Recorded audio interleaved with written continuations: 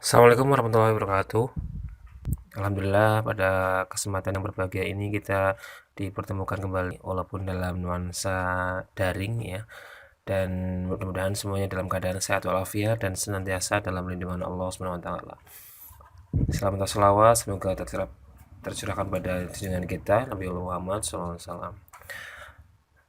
Pada kesempatan yang berbahagia kali ini kita akan belajar bersama terkait dengan materi terakhir ya. Jadi materi ini merupakan materi terakhir walaupun ini di pertemuan 14 ya. Sebenarnya ini materi untuk dua kali pertemuan ya, 14 dan 15. Dan nanti di pertemuan 15 ada sebuah materi yang sifatnya ini lebih ke penalaran dan pertanyaan-pertanyaan yang dibutuhkan oleh kalian semua ketika nanti menjadi seorang pekerja ataupun mengatur terkait dengan manajemen SDM-nya. Nah, materi terakhir pada kesempatan kali ini yaitu kita akan membahas terkait dengan pemutusan hubungan kerja atau termination of employment relationship.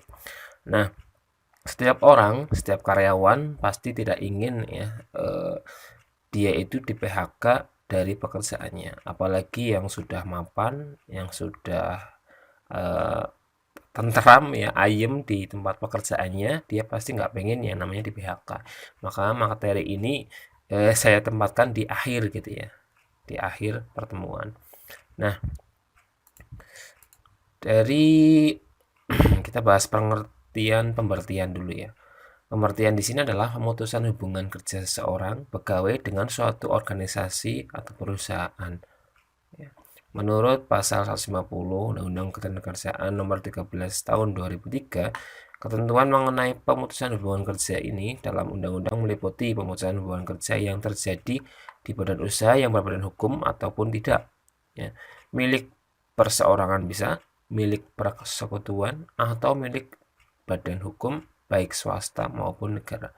Ya, maupun usaha-usaha sosial dan usaha-usaha lain ya yang mempunyai pengurus dan mempekerjakan orang lain dengan membayar upah atau imbalan dalam bentuk yang lain. Jadi ketika ada sebuah organisasi atau perusahaan di dalamnya ada pimpinan, ada bawahan, pasti di situ ada yang namanya PHK. Nah, mengapa atau alasan-alasan gitu ya, mengapa seseorang itu diberhentikan? Yang pertama karena undang-undang. Ya, yang kedua keinginan perusahaan, ya nanti kita bahas satu-satu ini. Yang ketiga keinginan karyawan, pensiun, kontrak kerja berakhir, kesehatan karyawan, meninggal dunia, atau perusahaan dilikuidasi. Nah, kita bahas yang pertama terlebih dahulu. Alasan pemberhentian yang pertama yaitu atas dasar undang-undang, yaitu Undang-Undang Nomor 13 Tahun 2003 tadi. Undang-undang dapat menyebabkan seorang karyawan itu harus diberhentikan dari sebuah perusahaan. Misalnya karyawan anak-anak ya di bawah umur, ya, warga negara asing atau karyawan yang terlibat organisasi terlarang gitu ya. Dalam artian organisasi yang misal ada dia tergolong anti Pancasila seperti itu. Lalu organisasi teroris dan lain sebagainya yang dilarang menurut undang-undang. Lalu yang kedua, keinginan perusahaan ya. Jadi ketika keinginan perusahaan ini dapat menyebabkan diberhentikannya seorang karyawan secara terhormat maupun secara tidak terhormat atau dipecat gitu. Biasanya disebabkan beberapa hal berikut. Yang pertama, karyawan tidak mampu menyelesaikan pekerjaan, tidak memenuhi target misalnya. Perilaku dan disiplinnya kurang baik, melanggar aturan dan tata tertib perusahaan, ya, misal mencuri lah, terus menyabotase keuangan, bisa jadi tidak dapat bekerja sama dan terjadi konflik dengan karyawan lain. Ya. Terjadi konflik, dia sebagai biang konfliknya, akhirnya ya dia yang dikeluarkan. Dan yang terakhir melakukan tindakan amoral dalam perusahaan, amoral yang bertindak tidak sesuai dengan aturan atau moral masyarakat yang ada. Ini bisa menjadi alasan mengapa perusahaan mengeluarkan seseorang. Nah, Yang menurut pasal 158 Undang-Undang Perburuan Nomor 13 2003 tadi, perusahaan dapat melakukan PHK bila buruh melakukan kesalahan berat. Misalnya ini ada penipuan, pencurian, memberikan keterangan palsu, ya, mabuk, minuman keras yang menyebabkan bla bla bla, melakukan perbuatan asusila atau perjudian di lingkungan kerja, menyerang, menganiaya, dan lain sebagainya. Ini istilahnya kegiatan-kegiatan ataupun yang sifatnya amoral ya, seperti itu. Lalu ada membujuk teman, melakukan perbuatan pertentangan peraturan undangan, sengaja merusak atau membiarkan keadaan bahaya, ya ceroboh, membongkar, membocorkan rahasia perusahaan, melakukan perbuatan lainnya yang di lingkungan perusahaan yang diancam pidana, seperti itu. Jadi perbuatannya ini dilakukan di luar perusahaan, tapi menyebabkan dia dipenjara gitu ya, otomatis dia secara tidak langsung dikeluarkan ya dari perusahaan tersebut. Nah, lalu alasan yang selanjutnya yaitu keinginan karyawan.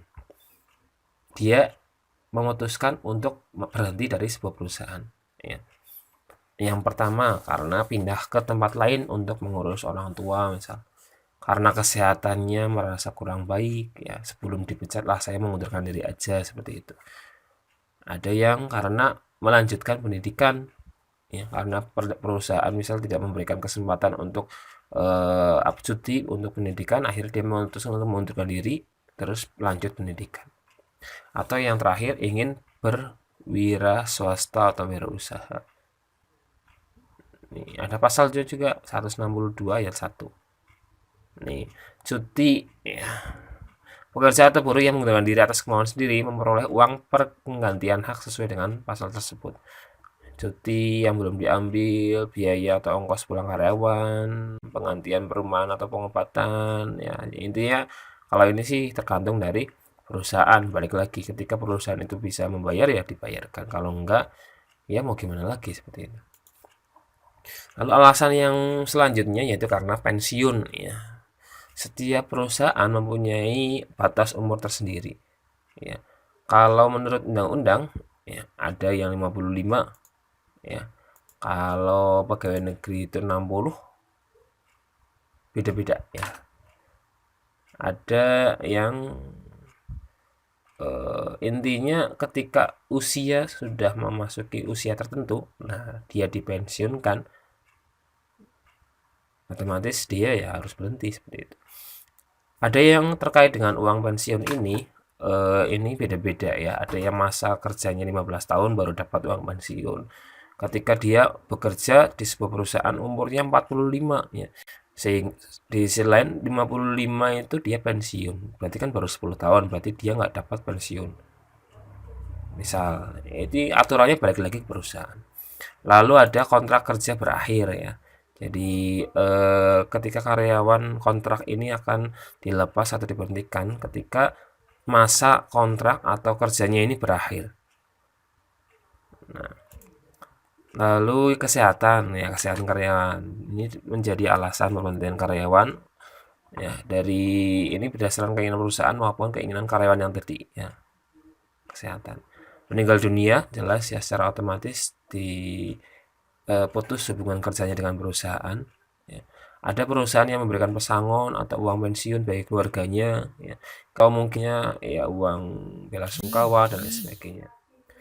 Lalu perusahaan di likuidasi. Likuidasi ini yang terakhir yaitu terkait dengan ketika perusahaan itu bangkrut ya, atau mencapai batas yang kiranya membuat labanya ini turun, ini pasti perusahaan akan dilikuidasi. Dalam artian ketika karyawan ini akan di PHK ya, pesangon pun akan didapatkan oleh perusahaan tersebut atau oleh karyawan tersebut. Jadi ini perusahaan dilikuidasi ya. Jadi perusahaan dilikuidasi dalam artian bangkrut lah, seperti itu. Otomatis karyawannya pun atau pegawainya pun akan ya di PHK. Lalu proses pemberhentian ya, dari prosedur ya. Prosedur proses pemberhentian yang pertama karena yang pertama ini dimusyawarahkan ya antara karyawan dengan pimpinan perusahaan. Yang kedua musyawarah pimpinan serikat buruh dengan pimpinan perusahaan. Yang ketiga, musyawarah pimpinan serikat buruh, pimpinan perusahaan, dan P4D. Nah, ini panitia penyelesaian perselisihan ketika ada perselisihan dan lain sebagainya. Nah, lalu terkait dengan pasal 156 ayat 1, ya, dalam hal terjadi pemutusan hubungan kerja, pengusaha diwajibkan, ini ada keterangannya diwajibkan ya, membayar uang pesangon atau uang penghargaan pada masa kerja atau uang penggantian hak yang seharusnya diterima. Nah, ini ada pasalnya. Namun ya balik lagi kembali ke perusahaan. Ya, jadi ketika perusahaannya itu bisa membayarkan, ya dibayarkan. Ketika nggak bisa, ya ditanya alasannya kenapa. Ketika memang benar-benar nggak bisa, ya mau gimana lagi? Itu kemampuan perusahaan.